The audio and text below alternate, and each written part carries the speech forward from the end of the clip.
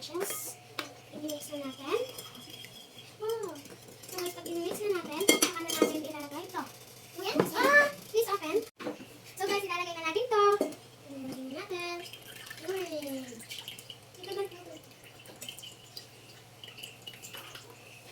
Kailangan mo talaga ulit para maging sweet.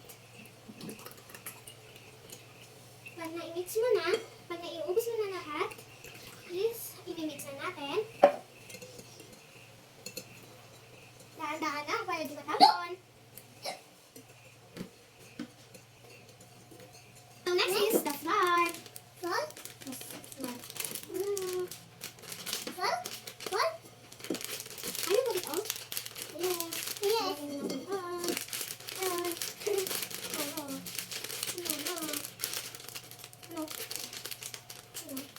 So guys, ihahalo na natin dahil nailagay na natin lahat ng flour. Naubos na lahat ng flour. Ilagay na po dito. Natapon-tapon na nga. Ano mga boss?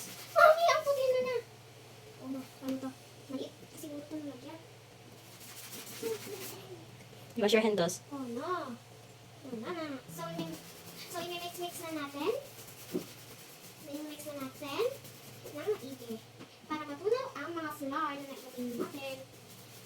Ngayon, pag nailagay na natin, oh, let's do it. Let's work to mash banana. Magmamatch tayo ng banana and ilalagay natin dito sa pancake.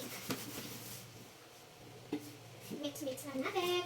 Hanggat maubos ang mga nasa gilid na flour. Kunin natin ang mga flour sa gilid para hindi naman masayang. Gaya dito sa mga ginawa natin na natapon-tapon lang. Kaya ito na lang natin. Tapos pag na-mix na natin, nagmamash na tayo ng banana. So ito na ang banana. Ipupog na natin dito. At pagkatapos natin, balagan ay i-smash na natin. I-mash na natin yung banana. Ito kasi pang baby kasi ito i-mash banana. So ilalagay na natin. Pag ilalagay na natin, i-mash na natin. Pwede hatiin natin. Marinis naman eh. So i-mash na natin ang banana. Tignan nyo guys, namamash na siya. Mash na huli ako. Mash. Let's mash the banana.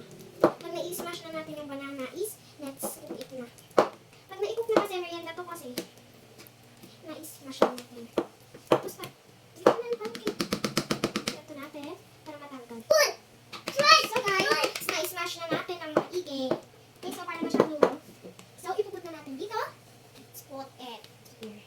Para mas masarap ang pancake na banana. Banana pancake.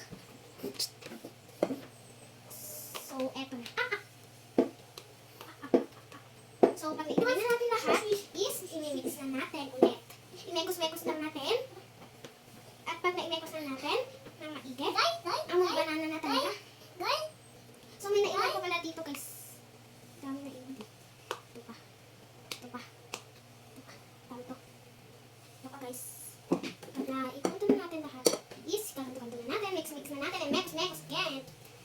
At matagal nyo lang siya i-mix guys kasi pag hindi pa na-mix, hindi pa na buo-buo. Tapos pag nakain mo. So, guys, okay na. Guys, ito na po yung pancake. Luto na po. Kainin na po natin.